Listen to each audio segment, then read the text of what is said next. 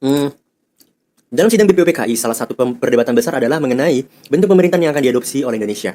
Sering berjalannya waktu, demokrasi menjadi pilihan sistem pemerintahan yang dianggap paling sesuai dengan Indonesia. Yoi, Indonesia menganut sistem demokrasi, teman-teman. Namun, di era demokrasi sekarang ini, tantangan seperti oligarki dan ketimpangan kekuasaan semakin terlihat jelas. Bagaimana prinsip dasar negara yang dirumuskan oleh BPUPKI dapat membantu mengatasi ketimpangan saat ini. Oke, kalimatnya lumayan tinggi, teman-teman ya. Oke, kalimatnya lumayan tinggi, aku sederhana aja deh ya.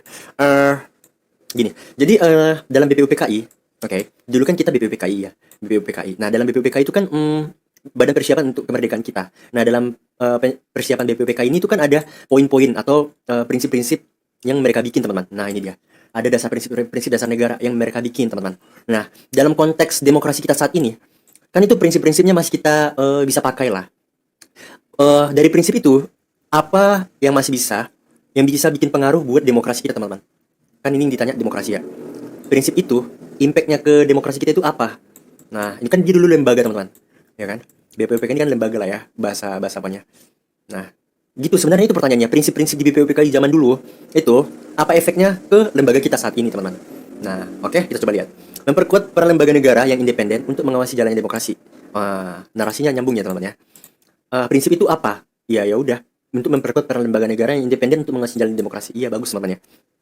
Jadi prinsip-prinsip di BPUPK itu ya masih relevan lah untuk lembaga-lembaga kita sekarang. Apalagi dia untuk memperkuat lembaga kita. Makin bagus. Meningkatkan peran eksekutif dan mengatur ulang distribusi kekuasaan, enggak ya.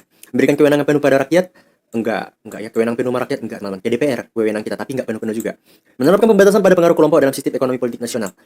Menerapkan pembatasan pada pengaruh kelompok, enggak ya. Kelompok. Memperkuat partisipasi politik dalam kelompok masyarakat, enggak ya, teman-teman. Jawabannya adalah teman-teman.